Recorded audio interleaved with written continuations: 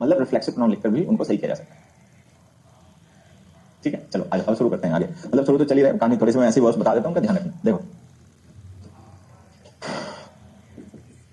Enjoy, absent, present, avail, introduce, satisfy, blame, hurt, busy, acquit, एक minute,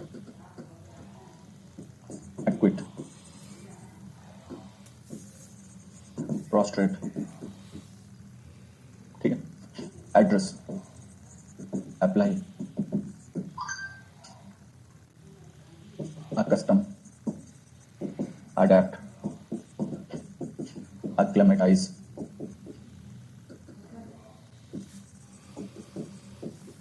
resign, submit, reconcile, pride, exert। ठीक है, अब जैसे इधर कुछ ऐसे कॉमन वर्ब्स हैं जो कि ट्रांसिटिव होते हैं, इनके साथ हमेशा ऑब्जेक्ट होना चाहिए। अगर मान लो कभी कोई ऑब्जेक्ट ना लिखा तो आप इनके बाद में ना रिफ्लेक्सिव प्रोनाउन लिख के भी सही कर सकते हो। ठीक है, एक दफा प्रूव लिखा, लिख ले तो लिख ले प्रूव, लिख ले जंगली, लिख ले तो प्रूव लिख ले। हद हो गया है, चैट प्राइवेट कर दूं क्या? ये सही बताया ना, ये बहुत बड़ी बीमारी है ऑनलाइन में पढ़ाना, और मैं वास्तव में, ठीक है, मैं क्या ही कहूं तुम बच्चों से, तुम्हारे सामने कुछ कहने का फायदा भी नहीं है। ठीक है, और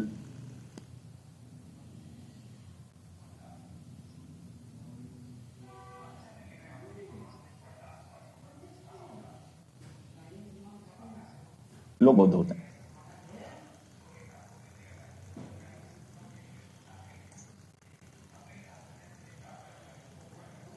कमेंट कर दो भाई।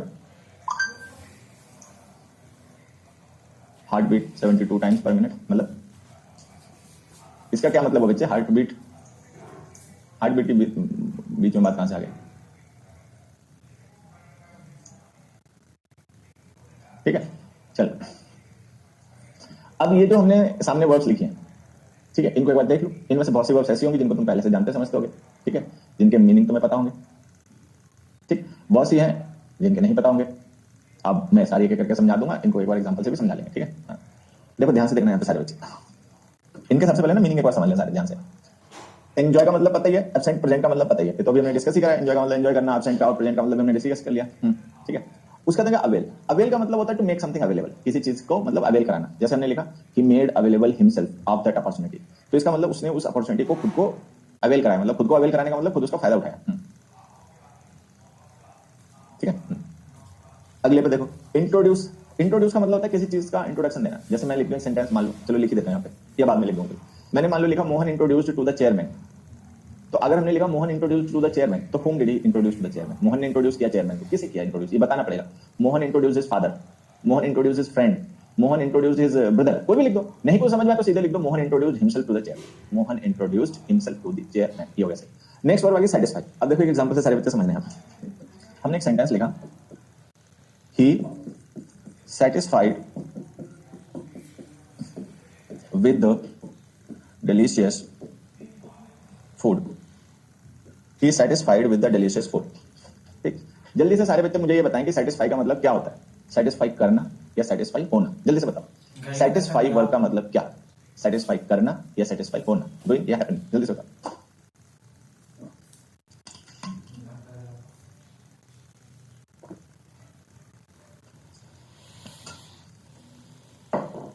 करना। सेटिस्फाई का मतलब सेटिस्फाई होना नहीं होता बच्चे, सेटिस्फाई का मतलब होता है सेटिस्फाई करना। ठीक है, अब जैसे एग्जांपल है हमारा, ये बच्चों को पता नहीं होती ना, बातें गड़बड़ कर लेते हैं। अब जैसे हमने यहाँ पे वर्ड लिखी सेटिस्फाइड, ही सेटिस्फाइड, उसने सेटिस्फाई किया with the delicious food, delicious food से। किसे किया उसने सेटिस्फाई? ये यहाँ पे लिखा नहीं है, तो या तो लिखो he satisfied his guest, he satisfied me, he satisfied you, कोई भी लिख दो, मतलब कोई भी ऑब्जेक्ट लिख दो। He satisfied his friend with the delicious food, कुछ भी लिखो। और नहीं कुछ समझ में आया, ठीक है, नहीं कुछ समझ में आया तो सीधे लिख दो reflexive pronoun, he satisfied himself with the delicious food, कि उसने खूब बढ़िया सा खाना खा के अपने को सेटिस्फाई किया। तो ये हो गया हमारा answer, he satisfied himself with the delicious food, तो ये हमारा ऑब्जेक्ट हो गया। ठीक है, ये ध्यान रखना, सेटिस्फाई का मतलब सेटिस्फाई करना होता है, सेटिस्फाई होना नहीं होता। ठीक, आगे बढ़ते हैं। उसके बाद हमने कौन सी वर्ब लिखी बच्चे? ब्लेम। ब्लेम करना मतलब आरोप लगाना, हर्ट करना मतलब नुकसान पहुंचाना, ठीक है। तो ये भी ट्रांसिटिव वर्ब होती है। जब हम ब्लेम करते हैं तो हमेशा कोई ना कोई ब्लेम होता, मतलब कोई होता जरूर है जिसे ब्लेम होना पड़ता है, तो वो ऑब्जेक्ट हमेशा होना चाहिए। नहीं लिखा तो आप रिफ्लेक्सिव प्रोनाउन लिख दो। ही ब्लेम्ड हिमसेल्फ, ये मत लिखो ही ब्लेम्ड फॉर द एक्सीडेंट, बताना पड़ेगा होम डिड ही ब्लेम। जैसे हम कहते हैं ही blamed for the accident, home did he blame for the accident, तो बताना पड़ेगा ही blamed the driver for the accident, ठीक है। ही blamed the road for the accident, road खराब था इसलिए एक्सीडेंट हो गया। नहीं कुछ समझ में आया, ठीक है, नहीं कुछ समझ में आया तो सीधे लिख दो himself, he blamed himself for the accident, उसने खुद को ही ब्लेम किया, ठीक। नेक्स्ट आ जाओ, बिजी। बिजी वैसे तो एडजेक्टिव होता है, लेकिन ये बिजी वर्ब भी होता है। जब बिजी वर्ब होता है तो बिजी का मतलब होता है व्यस्त करना, करना, ठीक है। ही बिजीड हिमसेल्फ इन दैट वर्क, उसने अपने को उस काम में बिजी कर लिया, ठीक है। फिर आ गया अक्विट। अब देखो अक्विट जो वर्ब होती है ना, मुझे लगता है तुम में से ज्यादातर बच्चे इसका मतलब जानते होंगे। अक्विट वर्ब का मतलब होता है बरी करना, मीनिंग, कॉमन मीनिंग जो होता है अक्विट का मतलब होता है बरी करना। लेकिन मैं आपको एक दूसरी चीज समझाता हूँ। यहाँ एक सेंटेंस देखें सभी लोग, she acquitted well at the interview, ठीक है। अब देखो तुम में से सब लोगों ने पढ़ी होगी, इंग्लिश में एक इडियम होती है to mind one's p's and q's, to mind one's p's and q's, to mind one's p's and q's. कोई भी इसका मतलब बताए, क्या मतलब होता है इसका बच्चे? ये इंग्लिश में एक इडियम होता है to mind one's p's and q's. क्या मतलब होता है इसका to mind one's p's and q's? कोई भी मीनिंग बताए इसका? कोई भी बच्चा इस इडियम का मतलब बताए। To mind one's p's and q's, to mind one's p's and q's.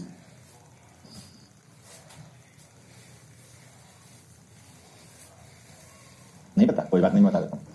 To mind one's p's and q's का मतलब होता है बिहेव केयरफुली। एक बच्चे ने कितना अच्छा बताया, टू बिहेव केयरफुली, मतलब इस तरीके से बिहेव करना कि लोगों में आपका अच्छा इंप्रेशन जाए, ठीक है। मतलब अपने जो सोशल एटिकेट है उनका ध्यान रखना, हाँ, बिहेव अप्रोप्रिएटली, अप्रोप्रिएटली बिहेव करना, ठीक है। ऐसे नहीं कुछ बोलना चलना उठना बैठना कि लोग आपको गलत समझे, आपका गलत इंप्रेशन जाए, बात समझ नहीं। To mind one's and p's and q's का मतलब होता है कि अपने बिहेवियर को लेकर केयरफुल होना, टू बिहेव केयरफुली, ठीक है। अपने बिहेवियर को लेकर, अपने एक्शंस को लेकर, अपनी स्पीच को लेकर केयरफुल होना, उसका ध्यान रखना कि कुछ ऐसा नहीं कर देना, कुछ ऐसा नहीं कह देना, ठीक है, हाँ, कि वो मतलब गड़बड़ हो जाए। इसको कहते हैं mind one's p's and q's, की बारीकों का ध्यान रखना, क्या बोलना है, कब बोलना है, कैसे बैठना है, कैसे उठना है, ठीक है, ये सारी चीजें, ठीक। सीधे शब्दों में कह सकते हैं to present oneself, to behave oneself. जैसे किसी पर्सन नहीं कहते बिहेव योरसेल्फ, बिहेव योरसेल्फ का मतलब ढंग से बिहेव करो, शऊर से, ठीक। यही मतलब होता है अक्विट। सारे बच्चों को ध्यान रखना, अक्विट का मतलब ये भी होता है। अब एक तो अक्विट का मतलब होता है बरी कर देना, जो तुम लोग पढ़ते होगे कि कॉमन मीनिंग अक्विट का मतलब है किसी को बरी कर देना, मतलब किसी पे कोई क्रिमिनल चार्जेस लगे तो उसको बरी कर देना। लेकिन यहाँ पे जो हमने अक्विट वर्ब लिखा ना बच्चे, इसका मतलब ये वाला नहीं, इसका मतलब वो वाला है, बिहेव वनसेल्फ, अच्छे से खुद को प्रेजेंट करना, खुद को अच्छे से प्रस्तुत करना, ठीक है, जिससे लोगों में आपका अच्छा इंप्रेशन जाए। तो जब भी अक्विट का मीनिंग होगा, जैसे वाला सेंटेंस देखो, she acquitted well at the interview, तो हमें पता है कि यहाँ पे अक्विट का मतलब बरी करने वाला नहीं है, यहाँ पे अक्विट का मतलब यही वाला है, बिहेव वनसेल्फ, खुद को प्रेजेंट करना बेहतर तरीके से, ठीक। तो इस सिचुएशन में जब भी आप अक्विट का यूज करोगे इस मीनिंग में, तो इसके साथ हमेशा रिफ्लेक्सिव प्रोनाउन लिखा करो। तो यहाँ पे लिखो she acquitted herself well at the interview, she acquitted herself well at the interview. तो इसका मतलब उसने खुद को इंटरव्यू में अच्छे से प्रेजेंट किया, ठीक है, अच्छे से, मतलब अपने शब्दों से, अपने एक्शन से उसने अच्छा इंप्रेशन दिया, ठीक है। तो ये ध्यान रखना अक्विट का। आगे बढ़ते हैं, प्रोस्ट्रेट वर्ब आ गई भाई, कोई बच्चा बताएगा प्रोस्ट्रेट का मतलब? चलो बताओ सारे लोग एक बार, ये जो वर्ब लिखी है प्रोस्ट्रेट, इसका मतलब बताएं सारे लोग, चलो। वेल एट वर्ब है बेटा यहाँ पे, ठीक है। अब प्रोस्ट्रेट का मीनिंग बताओ जल्दी से, सीबीआई इंक्वायरी। प्रोस्ट्रेट वर्ब का मीनिंग बताएं सारे लोग एक बार।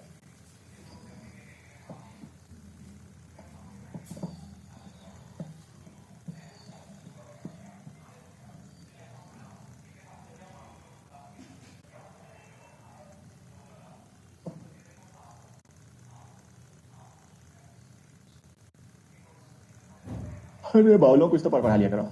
प्रोस्ट्रेट का मतलब होता है बच्चे खुद को बो डाउन वनसेल्फ, ठीक है, बो डाउन वनसेल्फ, मतलब प्रोस्ट्रेट कैंसर बता रहा है वो अरे भाई, अरे हाँ, फेसिंग डाउनवर्ड्स, ठीक है, हाँ, इसका मतलब होता है प्रोस्ट्रेट करना, मतलब किसी को झुककर मतलब प्रणाम करना। जैसे पहले राजा महाराजा वगैरह नहीं हुआ करते तो लोग उनके जाते थे सामने लेट जाते थे, या जैसे मंदिर में जाते हैं, ठीक है, मंदिर में जाते हैं तो जो प्रभु की मूर्त होती है, ईश्वर की मूर्त होती है, उसके सामने जाके पूरा प्रणाम करने के लिए झुक जाते हैं, उसको कहते हैं प्रोस्ट्रेट करना, ठीक है। Prostrate means to bow down oneself, अपने को झुकाना दूसरे के सामने, नमस्कार करने के लिए, आदर शो करने के लिए, विद रिस्पेक्ट, ठीक है। तो ये भी ट्रांसिटिव वर्ब होती है, इसके साथ भी रिफ्लेक्सिव प्रोनाउन लिखा करो, people prostrated themselves before the king, ठीक है। नेक्स्ट आ जाओ, नेक्स्ट है एड्रेस करना, अप्लाई करना। अब देखो एड्रेस और अप्लाई ये तो दोनों वर्ब है, इनका थोड़ा सा ध्यान देना यहाँ पे। एड्रेस एक तो वर्ब होती है जिसका मतलब होता है संबोधन करना, जैसे Swami Vivekananda addressed the congregation, Chicago congregation, ठीक है, Swami Vivekananda addressed the Chicago congregation, ठीक। एक तो एड्रेस का मतलब है संबोधन करना, ठीक। अच्छा, दूसरा एड्रेस का मतलब होता है खुद को किसी काम में लगा देना। अप्लाई का मतलब यही है। अप्लाई का एक का मतलब होता है एप्लीकेशन भेजना, I have applied for DL, ठीक है। और एक अप्लाई का मतलब होता है खुद को किसी काम में समर्पित कर देना। आप एक तरीके से ऐसे समझ सकते हो कि इन तीनों का मतलब, इन दोनों का मतलब है डिवोट करना, डिवोट वनसेल्फ। इन तीनों एड्रेस, अप्लाई या वनसेल्फ, इसका मतलब खुद को किसी काम में व्यस्त कर देना, एंगेज कर देना, डिवोट कर देना। जैसे एग्जांपल से एक एग्जांपल मैं समझाता हूं सारे बच्चों को। यहां देखें, सारे बच्चे ध्यान से देखें इस क्वेश्चन। हमने लिखा Mother Teresa applied to the service of mankind, ठीक। अब यहां पे देखो हम अप्लाई का मतलब क्या माने, यहां पे अप्लाई का मतलब क्या माने, एप्लीकेशन भेजना, कि मदर टेरेसा ने मतलब मैनकाइंड की सर्विस के लिए एप्लीकेशन भेज दी, अप्लाई करेगी भी, मुझे भी सेवा करनी, ठीक है। तो अप्लाइड का मतलब यहां पे devoted oneself, she devoted, Mother Teresa applied to the service of mankind का मतलब she devoted to the service of mankind, ठीक है। Now what did she devote, object की जरूरत पड़ेगी, तो devote is a transitive verb which requires an object, तो यहां पे आप लिख दो she devoted her life to the service of mankind, she devoted her time to the service of mankind, ठीक है। और नहीं कुछ समझ में आए, ठीक है, नहीं कुछ समझ में आए तो सीधे लिख दो herself, she applied herself to the service of mankind, she devoted herself to the service of mankind, ठीक है। ये ध्यान रखना। एक बच्चा पूछ रहा है कि एड्रेस का मतलब पता नहीं होता, देखो वो नाउन होता है, ये वर्ब है। ये सारी वर्ड्स जो हमने यहाँ पे लिखे हैं, ये वर्ब वाले मीनिंग हम डिस्कस कर रहे हैं। एड्रेस जब नाउन होता है ना, तब उसका मतलब पता होता है, ठीक है। चलो, उसके बाद में देखो अगली वर्ब्स आ गई। नेक्स्ट वर्ब्स आ गई हमारी बच्चे, ये अकस्टम, अडैप्ट, एक्लिमेटाइज। इन तीनों का मतलब एक होता है अडैप्ट करना, अकस्टम करना, एक्लिमेटाइज करना मतलब बदलना, बदलाव करना, किसी चीज के अकॉर्डिंग खुद को बदलाव करना, खुद को ढालना, मतलब सीधे शब्दों में इसका मतलब ढालना होता है। ये सबको ध्यान रखना। अब एक एग्जांपल है जो समझ लेते हैं। मैंने एक एग्जांपल लिखा ABCD, he adapted to the new job. अब जैसे हमने लिखा he adapted to the new job, कि अब देखो सारे बच्चे बार बताएंगे अडैप्ट का मतलब क्या होता है, अडैप्ट करना है, अडैप्ट होना, जल्दी से बताना। अडैप्ट का मतलब अडैप्ट करना होता है या अडैप्ट होना होता है, जल्दी से बताएं सारे लोग। मैं यहां पे लिख दे रहा हूं, अडैप्ट का मतलब है होना, हैपनिंग या करना, डूइंग। अडैप्ट का मतलब क्या है, होना, हैपनिंग या करना, डूइंग। चलो बताओ, अडैप्ट का मीनिंग बताएं सारे लोग। चलो, अडैप्ट का मतलब ढलना या ढालना। अडैप्ट का मतलब क्या, ढल जाना या ढाल देना।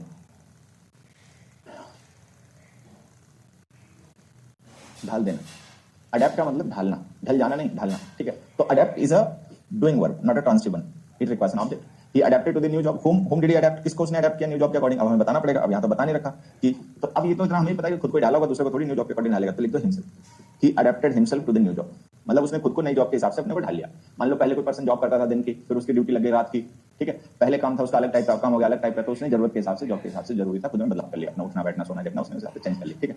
तो ये ध्यान देना, अडैप्ट ट्रांसिटिव वर्ब होती है।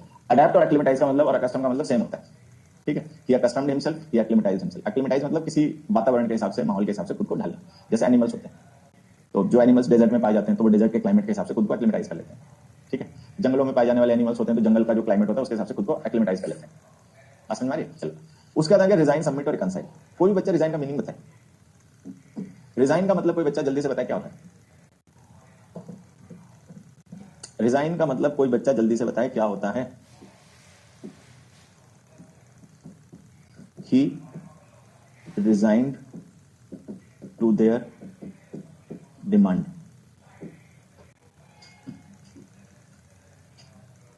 इस्तीफा दे देना, बढ़िया, बहुत अच्छी बात है। हालांकि होता भी है, ऐसा नहीं कि नहीं होता, होता भी है। रिजाइन का मतलब एब्डिकेट करना, इस्तीफा देना, ये भी होता है, बिल्कुल सही बात बच्चे बता रहे हैं। लेकिन यहाँ पे ना तुम्हें नया मीनिंग समझना है। यहाँ पे रिजाइन का मतलब है सरेंडर कर देना, झुक जाना, हार मान लेना, ठीक है। यहाँ देखो, जैसे हमने लिखा ही रिजाइन टू देयर डिमांड, तो यहाँ पे रिजाइन का मतलब इस्तीफा देना नहीं है बच्चे। यहाँ पे रिजाइन का मतलब है सरेंडर कर देना, कि उसने खुद को उनकी डिमांड के आगे सरेंडर कर दिया, मतलब उनकी जो डिमांड थी वो उसने मान ली, झुक गया उनकी डिमांड के आगे, इसका मतलब ये है, ठीक। तो यहाँ पे सारे बच्चों को ध्यान रखना है कि जो तीनों वर्ड है ना, इनका मीनिंग सेम है, रिजाइन, सबमिट, रिकंसाइल। इनका मतलब है किसी चीज को एक्सेप्ट करने के लिए खुद को तैयार कर लेना, ठीक है। मतलब एक तरीके से झुक जाना उसके सामने, ठीक, उसके सामने झुक जाना, सरेंडर कर देना, ठीक। अब जैसे हमने लिखा है रिजाइन टू देयर डिमांड, ठीक, तो इसका मतलब यही हो गया कि surrendered to their demand. But whom did he surrender, उसने सरेंडर कर दिया उनकी मतलब डिमांड के आगे, लेकिन किसे सरेंडर कर दिया बताना पड़ेगा, ठीक है। अब यहाँ पे बता तो रखा नहीं है, ठीक, तो बता नहीं रखा तो अपने पास लिख दो himself, he surrendered himself, he resigned himself, ठीक। तो ये अपना ध्यान देना, रिजाइन, सबमिट, रिकंसाइल, इनका मतलब एक ही होता है, he submitted himself to their demand, he reconciled himself to their demand. तो रिजाइन करना, रिकंसाइल करना, सबमिट करना मतलब किसी चीज के अकॉर्डिंग खुद को तैयार कर लेना, मतलब उसके सामने हार मान लेना, झुक जाना और अपने को उसके लिए तैयार कर लेना। ठीक है, ये होगा। अगले पे आ जाओ, प्राइड और एग्जर्ट आगे। अब देखो जैसे प्राइड वर्ब है, प्राइड का मतलब, प्राइड वैसे नाउन बता, ध्यान देना, प्राइड जो होता है वो नाउन होता है, प्राइड का मतलब होता है गर्व। ठीक है, we should take pride in our achievements, then pride is a noun, but pride is a verb as well. Pride verb होता है, जब प्राइड वर्ब होता है तो इसका मतलब होता है गर्व करना। We pride our self on being the largest democracy in the world, जैसे हम इंडियंस हैं, then we pride our self, we pride our self on being the largest democracy in the world. ठीक है, तो प्राइड के साथ reflexive pronoun लिखा करो अगर ये वर्ब हो तो। ठीक, फिर आगे वर्ब एग्जर्ट। एग्जर्ट का मतलब कोई बच्चा बताएगा क्या होता है? क्या कोई बच्चा एग्जर्ट वर्ब का मतलब बताएगा? एग्जर्ट वर्ब का मतलब क्या होता है? कोई भी बताए एग्जर्ट वर्ब का मीनिंग क्या होता है? कोई बताए। प्रेशराइज करना। एग्जर्ट करना मतलब किसी को प्रेशराइज करना, उसके ऊपर प्रेशर डालना। ठीक है, हाँ। तो अब जैसे मैंने यहाँ पर एग्जाम्पल लिख दिया, मान लो मैंने एक एग्जाम्पल लिखा, सारे बच्चे ध्यान से देखेंगे, हो गया, आप लिख देता हूँ, डोंट एग्जर्ट टू मच। अब जैसे हमने किसी का भी बहुत ज्यादा एग्जर्ट ना करो, ठीक, तो जो डोंट एग्जर्ट हमने लिखा ना वर्ब है, टू मच जो है एडवर्ब है, और ध्यान से देखो ऑब्जेक्ट मिसिंग है। अब एग्जर्ट जो होती है ना, ये ट्रांसिटिव वर्ब होती है। एग्जर्ट करना मतलब प्रेशराइज करना, पुट प्रेशर ऑन समबडी। ठीक है, हाँ, दबाना, एग्जैक्टली बच्चे। तो हमने लिखा डोंट एग्जर्ट टू मच, कि ज्यादा एग्जर्ट ना करो, किसे एग्जर्ट ना करें, बताना पड़ेगा। अब कोई ऑब्जेक्ट लिख दो, don't exert me, don't exert him, don't exert them, कुछ भी लिख दो। नहीं कुछ समझ में आया तो सीधा लिख दो योरसेल्फ, डोंट एग्जर्ट योरसेल्फ, खुद को एग्जर्ट मत करो। ठीक है, तो ये जो वर्ब्स बता दी हैं ये ध्यान रहेंगे, इनसे रिलेटेड क्वेश्चन जो बता दिया ध्यान रहेंगे। ठीक है, यहां तक की कहानी हो गई, चलो आगे बढ़ते हैं। अब हम लोग पढ़ेंगे अपना next pronoun which is emphatic.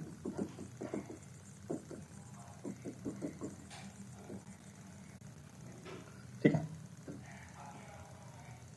Emphatic pronoun, it is used to emphasize, it is used to emphasize. अब देखो जैसे प्रोनाउंस जो होते हैं और नाउन्स होते हैं, उनका हम सेंटेंस में यूज कैसे करते हैं? एज ए सब्जेक्ट या एज एन ऑब्जेक्ट। ठीक है, तो सेंटेंस में हम यूज करते हैं प्रोनाउंस का as a subject, as an object. ठीक, और जो एम्फेटिक प्रोनाउंस होते हैं इनका हम यूज सेंटेंस में करते हैं इम्फेसिस करने के लिए केवल, मतलब इनका यूज हम सेंटेंस में as a subject, as an object नहीं करते हैं। ठीक है, इनका यूज हम सेंटेंस में केवल किसी नाउन या प्रोनाउन को एम्फेसाइज करने के लिए करते हैं, मतलब इनका रोल बस इतना ही होता है। अब एग्जांपल से समझना, एक एग्जांपल से जो समझते हैं, हमने एक एग्जांपल लिखा यहां पर बच्चे, they themselves invited him। ठीक, अब जैसे ये सेंटेंस हम देखें तो इसमें दे सब्जेक्ट हो गया, इनवाइटेड वर्ब हो गई, हिम ऑब्जेक्ट हो गया। तो हम यहां पे देख रहे हैं कि दे हमारा सब्जेक्ट है, ठीक है, इनवाइटेड वर्ब है, हिम ऑब्जेक्ट है। तो सब्जेक्ट ऑब्जेक्ट अलग अलग है, दे सब्जेक्ट है, हिम ऑब्जेक्ट है, मतलब सेम नहीं है। अच्छा, सेम होते भी नहीं है। ठीक है, कोई पर्सन खुद को ब्लेम तो कर सकता है, ठीक है, कोई पर्सन खुद को हर्ट भी कर सकता है, लेकिन कोई पर्सन खुद को इनवाइट नहीं करता। इनवाइट तो दूसरों को ही करा जाता है, हमें खुद इनवाइट करने की क्या जरूरत है? हम ही होस्ट हैं और खुद को इनवाइट करें। ठीक है, तो ये तो हो सकता है हम खुद को हर्ट कर लें, ये हो सकता है हम खुद को एक्साइट कर लें, ये हो सकता है कि हम खुद को सेटिस्फाई कर लें, ये हो सकता है कि हम खुद को एब्सेंट या प्रेजेंट कर लें, बट हम खुद को इनवाइट करें ये बेतुका होता है। इनवाइट हम हमेशा किसी और को ही करते हैं। अब फिलहाल में यहाँ पर वो लिखा हुआ भी है हिम, तो हमें यहाँ पे दिख रहा है कि जो दे है वो सब्जेक्ट है और हिम जो है वो ऑब्जेक्ट है। ठीक, तो फिर ये जो देमसेल्फ है ये क्या है? ये भी तो रिफ्लेक्सिव प्रोनाउन है, भी हमने पढ़ा। ठीक है, तो ये तो ऑब्जेक्ट हुआ नहीं, तो अगर ये हुआ नहीं तो फिर यहाँ पे लिखा क्यों? अच्छा, एक तो तुम लोग समझ ही रहे होगे कि ऑब्जेक्ट नहीं, एक तो अपने कॉमन सेंस से समझ रहे हो कि ऑब्जेक्ट नहीं होगा क्योंकि कोई खुद को तो इनवाइट करता नहीं है। ठीक है, दूसरी चीज, जब ऑब्जेक्ट यहाँ पे हिम लिखे हुआ है तो हमें तो पता ही कि ऑब्जेक्ट हिम है, देमसेल्फ नहीं, तो फिर देमसेल्फ है क्या? ये देमसेल्फ है एम्फेटिक प्रोनाउन। ठीक है, ये जो देमसेल्फ है ना बच्चे, ये एम्फेटिक प्रोनाउन है जिसका यूज हमने किया है दे को एम्फसाइज करने के लिए। दे देमसेल्व्स इनवाइटेड हिम, तो इसका मतलब उन्होंने खुद ही उसे इनवाइट किया। मतलब हम इस बात को स्ट्रेस देकर कह रहे हैं कि ऐसा नहीं कि किसी और ने इनवाइट किया हो, इन लोगों ने खुद ही अपने आप उसे इनवाइट किया। तो यहाँ पे देमसेल्व्स को हमने यूज किया सब्जेक्ट को एम्फसाइज करने के लिए। तो ये होता है हमारा एम्फेटिक प्रोनाउन। अब एक चीज ध्यान से देखना सारे बच्चे, अभी जैसे थोड़ी देर पहले हम लोग पढ़ रहे थे ना ये रिफ्लेक्सिव प्रोनाउन है, तो अब ध्यान देना है कि ये जो रिफ्लेक्सिव प्रोनाउन होते हैं यही एम्फेटिक प्रोनाउन की भी फॉर्म होती है। मतलब रिफ्लेक्सिव प्रोनाउन और एम्फेटिक प्रोनाउन की फॉर्म सेम होती है। ठीक है, बस फंक्शन अलग अलग होते हैं। अगर हम इनका यूज सेंटेंस में ऑब्जेक्ट्स के तरीके से करें तो इन्हें हम रिफ्लेक्सिव प्रोनाउन कहेंगे। अगर हम इनका यूज किसी नाउन या प्रोनाउन के साथ में लिखकर उसे एम्फसाइज करने के लिए करें तो हम इन्हें एम्फेटिक प्रोनाउन कहेंगे। ठीक है, तो ये जो हमने देमसेल्व्स लिखा ना इसे हम रिफ्लेक्सिव प्रोनाउन नहीं कहेंगे, इसे हम कहेंगे एम्फेटिक प्रोनाउन। ठीक है, ये देखो एम्फसाइज करने के लिए लिखा गया। तो यहाँ पे हमने क्या सीखा कि रिफ्लेक्सिव प्रोनाउन और एम्फेटिक प्रोनाउंस इनकी फॉर्म सेम होती है। ठीक है, फंक्शन अलग अलग होते हैं। रिफ्लेक्सिव प्रोनाउन सेंटेंस में सब्जेक्ट के रोल में होता है, वो सॉरी ऑब्जेक्ट के रोल में, वो ऑब्जेक्ट का काम करता है। ठीक है, एम्फेटिक प्रोनाउन सब्जेक्ट ऑब्जेक्ट कुछ नहीं होते हैं, वो केवल किसी नाउन या प्रोनाउन को एम्फसाइज करने के लिए उसके साथ में लिखे जाते हैं। ये ध्यान रखना। एक एग्जांपल से आज और समझते हैं। मैंने एक सेंटेंस लिखा, B Kamal himself cut himself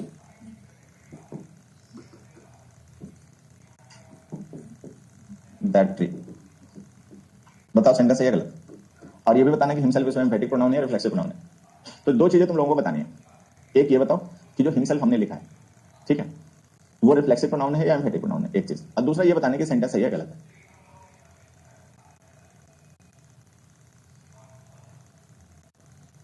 फिर से कर लो।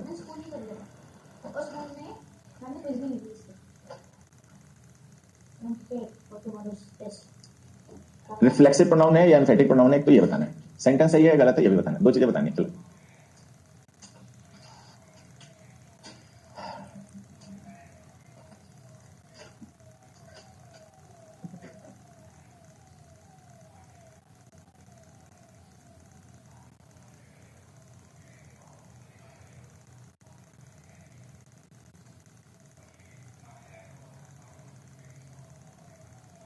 अब देखो सारे बच्चे ध्यान देना, सारे बच्चे ध्यान देना, ध्यान से जो मैं बोलूंगा उसको सुनना। ये जो हमारी मतलब सेंटेंस है, इस सेंटेंस की वर्ब है कट, और इस कट वर्ब का सब्जेक्ट है कमल। अगर हम हिमसेल्फ को ऑब्जेक्ट मान लें तो इसका मतलब हमें ये मानना पड़ेगा कमल ने खुद को काट दिया, ठीक है, तो मतलब अपने को काट लिया, किसी और को नहीं। हालांकि ऐसा माना भी जा सकता है, ठीक है, ऐसा माना भी जा सकता है, ठीक है, इसमें कोई दिक्कत भी नहीं है। क्यों? कई बार ऐसा काटने का मतलब खुद को ये नहीं होता ना, टुकड़े कर देना अपने शरीर के अलग अलग। कई बार ऐसा होता है आदमी गलती से चाकू मार लिया, उंगली काट ली, ठीक है, तो केवल उंगली पे हल्का सा ब्रूज लग गया, कट लग गया, तो हमने कह दिया कट हिमसेल्फ। ऐसा भी होता है कई बार। कई बार ऐसा होता है आदमी जैसे कुल्हाड़ी नहीं मारता, अपने कहते कि अपने पैर पे कुल्हाड़ी मार ली, ठीक है, तो पता चला कोई पर्सन है उसने अपने पैर पे कुल्हाड़ी मार लिया, अंगूठा काट लिया, तो भी हम ये कहते हैं कि कट हिमसेल्फ, उसने खुद को काट लिया। अब खुद को कितना काट लिया? खाली अपना नाखून काट लिया, या उंगली काट ली, या पूरा पैर काट दिया, ठीक है, या 1/2 कर दिया, ठीक है। तो अगर हम इतना लिख रहे हैं कमल कट हिमसेल्फ, तो ये गलत नहीं है, सही है, ऐसा हो सकता है, ठीक है। लेकिन यहाँ पे ध्यान से देखो, यहाँ तो दैट ट्री ऑब्जेक्ट लिख रखा है। तो अगर हमने दैट ट्री ऑब्जेक्ट लिख रखा है, ठीक है, तो फिर हमें यही मान के चलना पड़ेगा कि यहाँ पर कमल ने खुद को नहीं काटा है, उसने काटा है पेड़ को, तो पेड़ ऑब्जेक्ट है। तो अगर पेड़ ऑब्जेक्ट है तो कहने का मतलब कमल ऑब्जेक्ट नहीं। अब तो ये कंफर्म ही हो गया। अगर मान लो दैट ट्री नहीं लिखा होता, थोड़े समय के लिए ऐसा मान लो केवल इतना लिखा होता, ठीक है, थोड़े समय के लिए मान लो कि सेंटेंस केवल इतना लिखा होता कमल कट हिमसेल्फ, तो हम इसे सही मानते, ठीक है, तो हम इसे सही मानते। कमल ने खुद को काट लिया, कैसे काट लिया वो एक अलग बात है, कितना काट लिया वो एक अलग बात है, ठीक है। लेकिन यहाँ पे तो दैट ट्री लिखा हुआ है, तो जब दैट ट्री लिखा हुआ तो एक चीज तो पता चल गई कि हिमसेल्फ हमारा ऑब्जेक्ट नहीं है। अगर ऑब्जेक्ट नहीं है तो फिर रिफ्लेक्सिव प्रोनाउन नहीं है। अगर रिफ्लेक्सिव प्रोनाउन नहीं है तो फिर क्या है? तो ये एम्फेटिक प्रोनाउन है। अगर भाई ऑब्जेक्ट होता तो हम इसको रिफ्लेक्सिव प्रोनाउन कहते हैं। जब यहाँ पे ऑब्जेक्ट दैट ट्री लिखी रखा है तो ट्री तो ऑब्जेक्ट हो गया, तो ये ऑब्जेक्ट है नहीं। तो अगर ये ऑब्जेक्ट नहीं है तो रिफ्लेक्सिव प्रोनाउन नहीं है, ये एम्फेटिक प्रोनाउन है। अब ध्यान से देखो, अगर ये एम्फेटिक प्रोनाउन है तो ये गलत जगह लिखा हुआ है। वर्ब के बाद में वर्ब का ऑब्जेक्ट लिखना चाहिए, ठीक है। कट वर्ब का ऑब्जेक्ट दैट ट्री है, हिमसेल्फ नहीं है, तो वर्ब और उसका ऑब्जेक्ट के बीच में हमने एम्फेटिक प्रोनाउन गलत लिख रखा है। एम्फेटिक प्रोनाउन को हमें लिखना चाहिए या तो सेंटेंस के एंड में, या तो हम ऐसे लिखें कमल कट दैट ट्री हिमसेल्फ, ठीक है, या फिर हमें उसको लिखना चाहिए उस नाउन या प्रोनाउन के साथ में जिसे एम्फसाइज करना है।